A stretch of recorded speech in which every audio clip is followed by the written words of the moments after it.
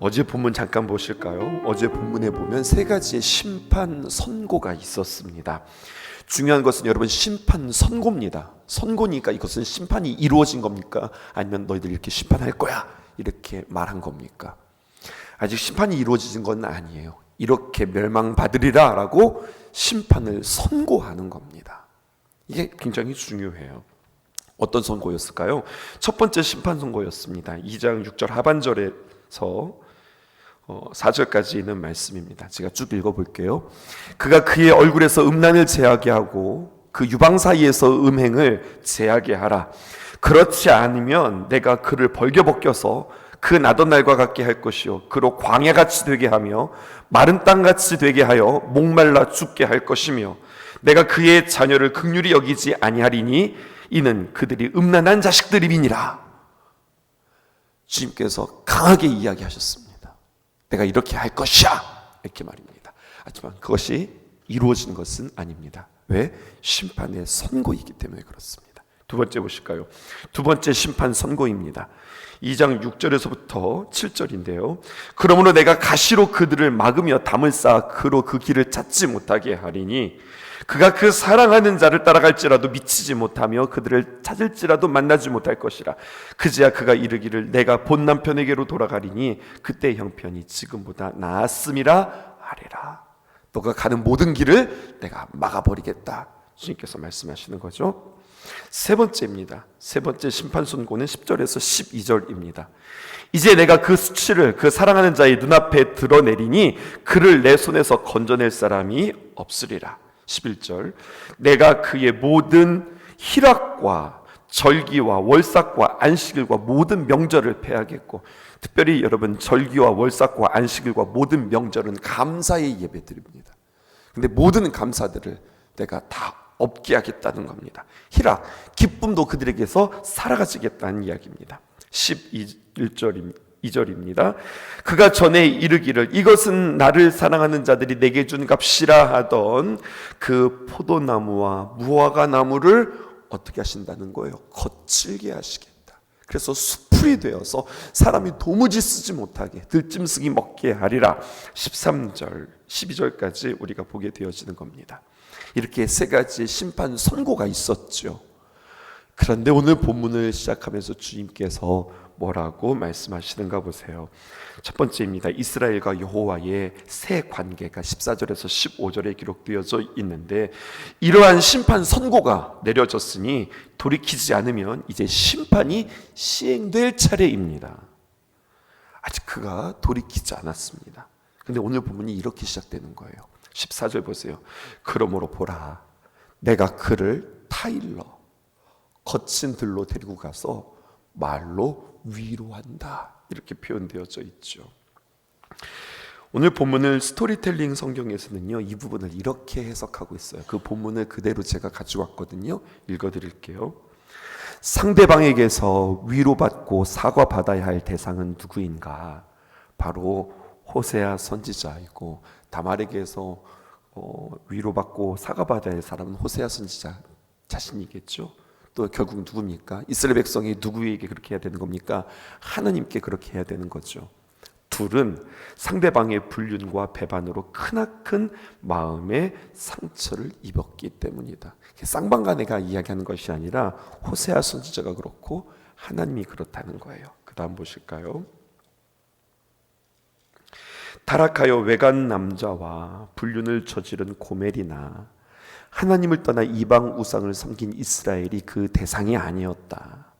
그런데도 그와 정반대로 호세아 선지자는 타락한 아내 고멜을 조용한 데로 데리고 가서 다정한 말로 달래주고 위로해준다.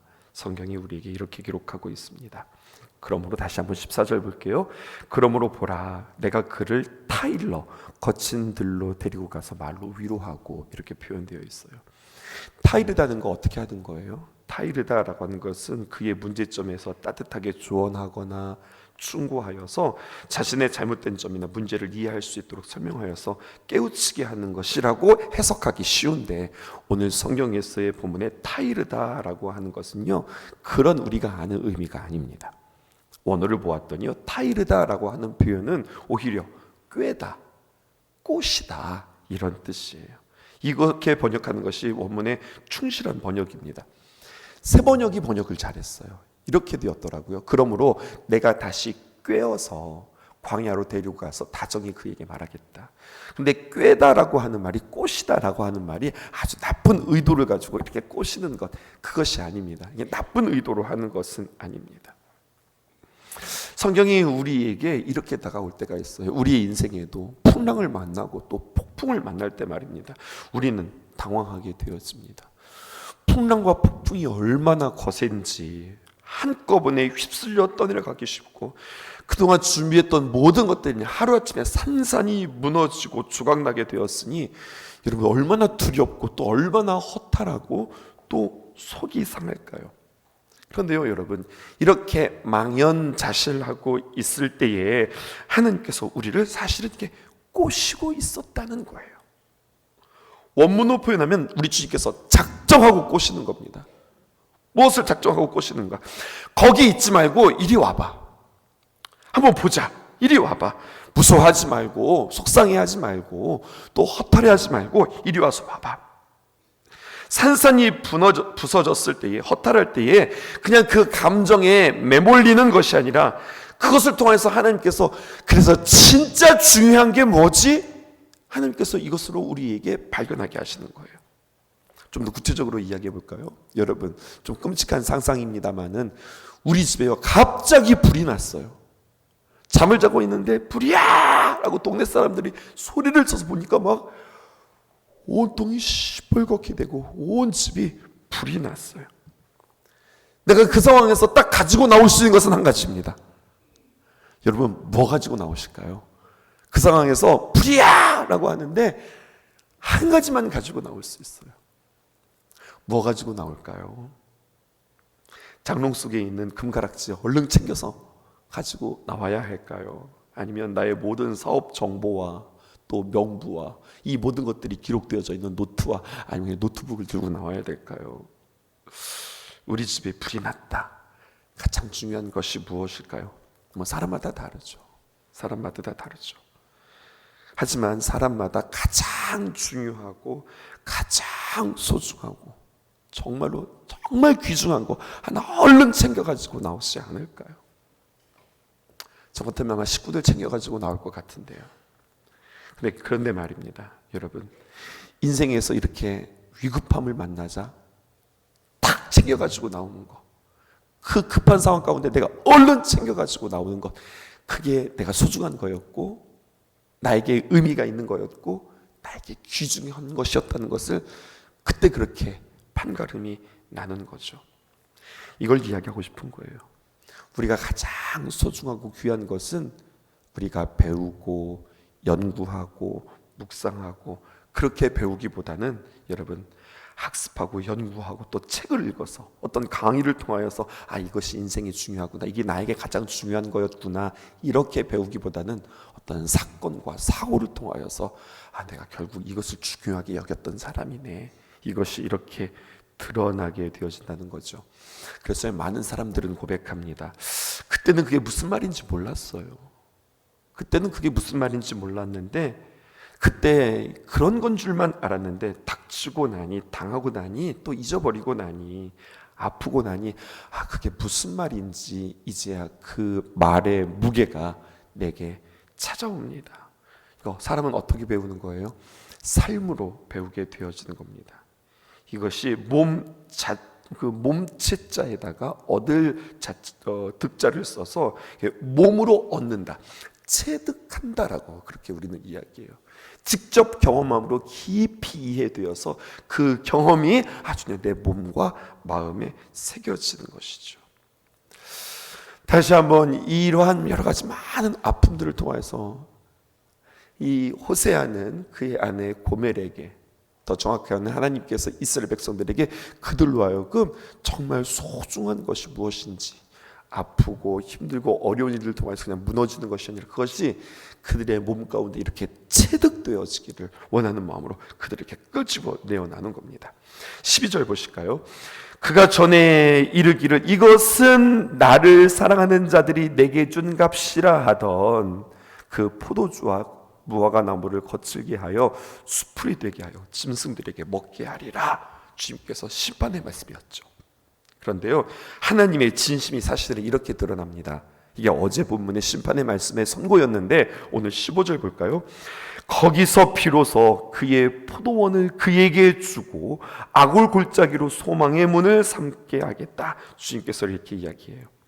포도원을 그에게 주겠다는 거예요. 그런데 그냥 주는 것이 아니라 15절 보세요. 거기에서 비로소 포도나무를 주겠다.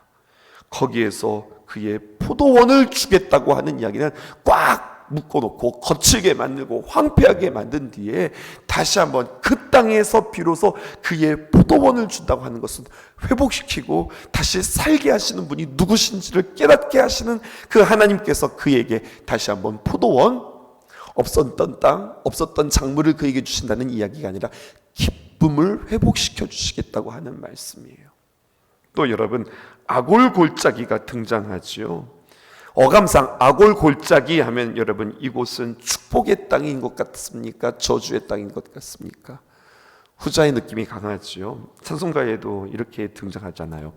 아골 골짜 빈들에도 복음 들고 가오리라. 아골 골짜 여호수아서에 등장합니다. 가나안 정복 전쟁 때 말이에요. 하나님의 명령을 거스리고 죄를 범함으로 이스라엘을 패배하겠던 아간과 그의 가족들이 처형당했던 장소, 실패와 절망과 저주와 심판의 자리가 바로 아골 골짜기예요. 따라서 이스라엘 백성들에게 있어서 이 골짜기는 대대로 이스라엘의 죄악과 그로 인한 고통을 대변해주는 상징적인 장소입니다. 그런데요 여러분, 이스라엘이 회개하게 되었으면, 고멜이 호세아에게로 돌아오게 되어지면, 하나님과의 순수한 사랑 및 신실한 교제가 회복되어지면 이런 죄악과 실패와 절망의 장소는 이제는 전혀 다른 장소로 반전되어진다는 겁니다. 포도원이 새롭게 회복되었듯이 여러분, 아골 골짜기가 문이 되어진다는 거예요. 문이 어떤 의미입니까? 문을 통과하여서 이 장소에서 저 장소로 들어갈 수 있는 어떤 관문이 되듯이 말입니다. 밖에는 추웠는데요, 문을 열고 들어가면 안은 따뜻한 거예요. 밖은 비가 주룩주룩 내리는데 문을 들고 딱 들어가면 집안은 아주 보송보송하니 아주 청결한 곳이 바로 집인 거예요. 문을 통과하여서 장소가 바뀌듯 정녕 이스라엘은 지난날 아골 골짜기의 실패와 고통을 통하여서 뼈저린 교훈을 배워야 됐고, 반드시 아골 골짜기를 건너 그것이 이제는 절망의 문이 아니라 오늘 성경에 보니까 소망의 문이 되어질 것이다라고 주님께서 반전의 역사를 이루신다고 우리에게 말씀해 주세요. 그리고 이것을 상징적으로 이렇게 표현하고 있습니다. 15절 보세요. 다시 한번 읽습니다. 거기서 비로소 그의 포도원을 그에게 주고 아골 골짜기로 소망의 문을 삼아 주리니, 그가 거기서 아골 골짜기에서 말입니다.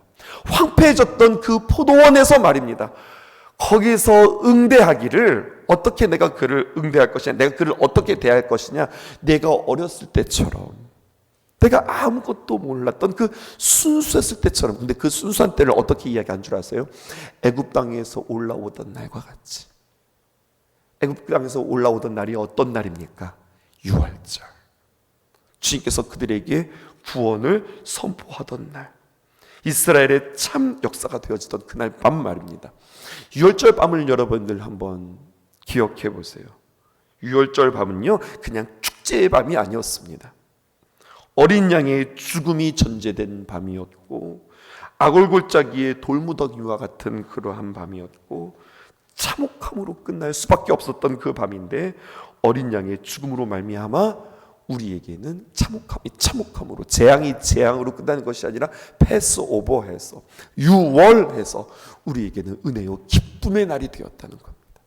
그렇게 하나님께서 두려움에서 기쁨의 날로 바꾸어 주시는 날로 주님께서 삼으시겠다는 거예요. 그러므로 2절, 두 번째입니다. 이스라엘과 여호와의 재결합의 이야기가 16절에서 20절에 기록되어져 있습니다.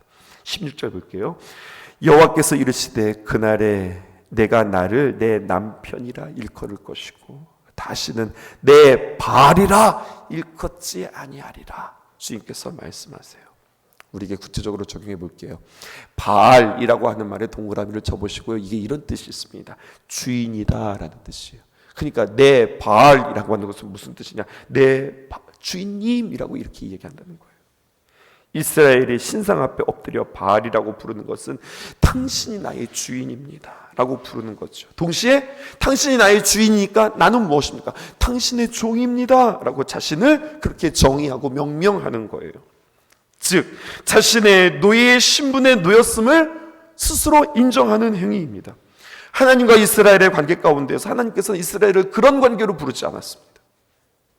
세상의 그 어떤 사람도 하나님의 너는 종이다 이렇게 이야기하고 있지 않아요. 우리와 하나님 사이에 하나님은 우리를 종이라고 부르지 않고 사랑하는 아내다, 나의 배우자다라고 하는 관계로 주님께서 우리를 부르세요. 이러한 맥락에서 호세아 예언의 전체를 통하여서 하나님은 이스라엘에 대하여 남편으로 묘사되어지고 있습니다. 끊임없이 이스라엘을 포기하지 않으세요. 여러분 이 말씀이 중요합니다. 끊임없이 이스라엘을 포기하지 않는다. 신약으로 넘어와 볼까요? 예수님께서 성전에 가셨을 때에 성전은 더 이상 그들에게 성전이 아니었습니다. 탐욕과 부패와 종교 지도자들의 타락한 온상이었습니다. 아주 구체적인 예로 여러 가지 많은 타락들이 있었지만 동전 바꾸기 있었잖아요. 성전 화폐. 성전에서는 성전 화폐로만 쓸 수 있었거든요. 하나님 앞에 드리는 헌금이 그냥 우리 일상의 현금으로 드릴 수 있었던 것이 아니에요. 그래서 그들은 성전에 들어서 하나님 앞에 헌금을 드리기 위해서, 제물을 드리기 위해서, 예물을 드리기 위해서는 성전 화폐를 바꾸어야 되는데 성전 화폐의 그 환율이 세상과 다른 거예요. 성경에는요 10배가 됐다는 거예요. 환율의 그 세금만 10배인 거예요. 그러니까 내가 10,000원을 헌금하고 싶으면 10,000원을 가지고 가서 똑같이 10,000원의 가치로 바꾸는 것이 아니라 거기에 성전 화폐로 10,000원이 아니라 10만 원의 비용을 지불해야, 성전 수수료 10만 원을 내야 10,000원을 10,000원짜리로 바꿀 수 있게 되는 거예요. 그러니까 10,000원과 11만 원이 되어지는 그런 거죠. 이러한 현실에 예수님이 진노하십니다. 채찍을 들어서 성전을 싹 다 뒤엎어버리시고 진절머리가 나는 성전, 다시는 보고 싶지 않은 성전으로 아주 그들을 다 내쫓고 뒤집어버리죠. 그리고 주님께서 말씀하십니다. 성전에 대해서 정의하죠. 내 집은 만민이 기도하는 집이라. 주님께서 그렇게 말씀하세요. 그리고 뒤도 돌아보지 않고 지긋지긋한 그 성전에 대해서 외면하는 것이 아니라 성경에 보면 그 성전에 주님께서 또다시 들어가십니다. 그 이후에도 주님께서 그 성전에 또 들어가셔서 또 찾으세요. 뭘까요? 이게 예수님의 마음이라는 거예요. 호세아로 하여금 예언하게 하신 말씀이요, 사실 이것이 하나님의 마음, 우리 예수님의 마음의 진심입니다. 뭐예요? 다시 찾아가는 것, 다시 그들을 만나는 것. 그래서 하나님의 마음은 사실 이런 마음이었을 겁니다. 21절과 23절의 회복된 관계와 축복을 보실까요? 여호와께서 이르시되 그날에 내가 응답하리라. 나는 하늘에 응답하고 하늘은 땅에 응답하고 땅의 곡식과 포도주의 기름에 응답하고 또 이것들은 이스라엘에 응답하리라. 여러분 21절과 22절에 계속 반복되어지는 표현은 무엇입니까? 응답하리라. 내가 나한테 요구해, 너희가 나에게 말해, 내가 너에게 응답한다. 내가 너에게 대답해 줄게. 내가 너에게 이야기해 줄게. 제발 나에게 찾아와서 이야기해. 내가 말해 줄게. 이것이 주님의 말씀입니다. 그리고 다시 함께 재결합하고 그들을 다시 한번 깨우치죠. 이것이 1절에서 5절에 있는 말씀입니다. 우리 1절에서 3절만 함께 교독하겠습니다. 3장 1절입니다. 여호와께서 내게 이르시되 이스라엘 자손이 다른 신을 섬기고 건포도 과자를 즐길지라도 여호와가 그들을 사랑하나니 너는 또 가서 타인의 사랑을 받아 음녀가 된 그 여자를 사랑하라 하시기로. 2절입니다. 시작. 내가 은 15개와 보리 한 호멜 반으로 나를 위하여 그를 사고. 3절입니다. 그에게 이르기를 너는 많은 날 동안 나와 함께 지내고 음행하지 말며 다른 남자를 따르지 말라. 그 다음 표현 보세요. 나도 내게 그리하겠다 하였노라. 나도 내게 그렇게 하겠다 하였노라 이야기하고 있습니다. 오늘 이 말씀 우리가 묵상하고 마무리할 텐데요. 1절에 보면 건포도 과자라고 하는 표현이 등장하죠. 건포도를 넣은 빵인데요, 당시 바알 우상을 숭배할 때 즐겨 바치던 제사 예물이 건포도 과자였다는 거예요. 따라서 이스라엘 백성들이 그것을 좋아한다는 것은 그들이 하나님을 떠나서 세속적이고 육적이고 이방의 우상을 즐겨 섬겼던 삶이 그들의 삶 속에서 만연했다는 거예요. 영적 간음이죠, 여러분. 호세의 아내 고멜은 육적인 간음을 행했고, 오늘 이야기를 쭉 보면 호세의 아내 고멜은 육적인 간음을 행했고, 이스라엘은 하나님 앞에 영적인 간음을 행했던 겁니다. 주님의 명령을 받은 호세아 선지자는 그 자리에서 일어나서 그의 집을 나갔던 그 아내를 찾아 나갑니다. 그리고 오늘 성경에 보니까 은 15세겔과 보리 한 호멜 반을 그녀의 몸값을 주고 그 아내를 다시 찾아와요. 이 부분을 우리가 좀 더 생각해 보십시다. 호세아 선지자가 그 아내를 데려오기 위해서 이리 와! 정신 차리고 뭐 하는 거야? 이리 와! 이러는 것이 아니라 그녀를 찾아오는데, 그냥 찾아오는 것이 아니라 이미 창기의 몸이 된 그 여인을 찾아오기 위해서도 값을 지불해야 돼요. 근데 그 값이 얼마냐 보았더니 은 15세겔과 보리 한 호멜 반이에요. 그를 찾기 위해서 몸값을 지불해야 했는데요, 여러분, 은 15세겔과 보리 한 호멜 반은 환산하면 은 30세겔입니다. 떠오르는 거 있으시죠? 무엇이 생각날까요? 가룟 유다가 예수님을 얼마에 팔았어요? 은 30냥에 팔았죠. 그 몸값이에요.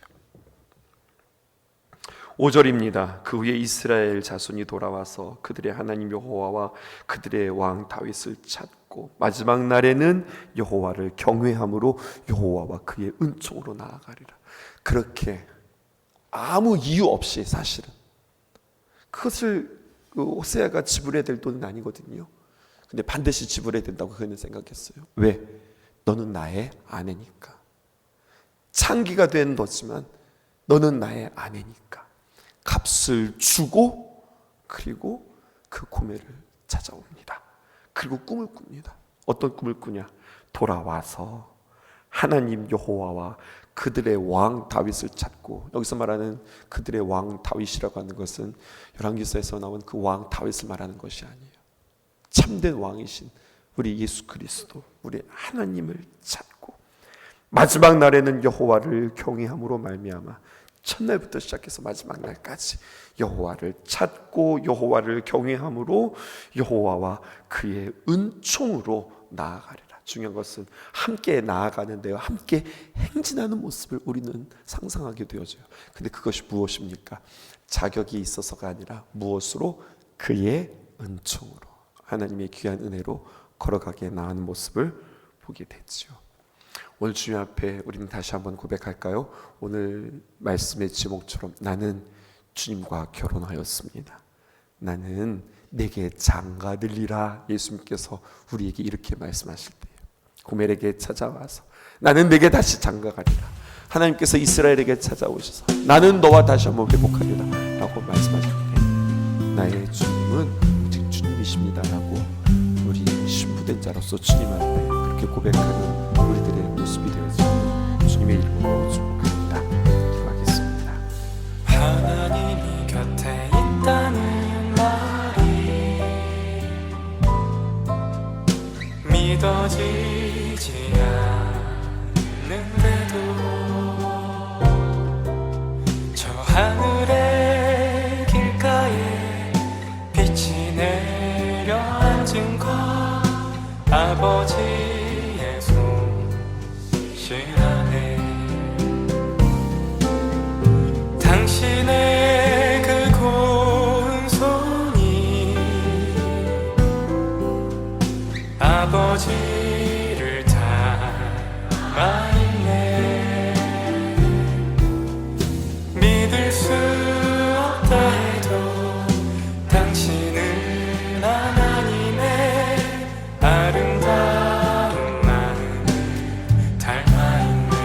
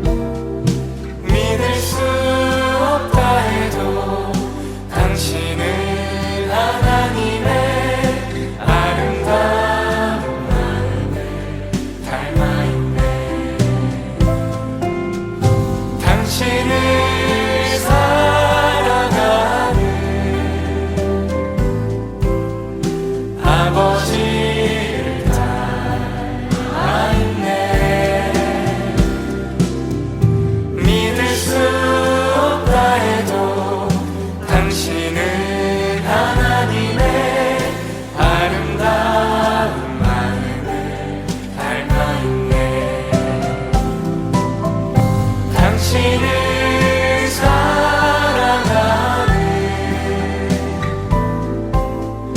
아버지를 닮아있네.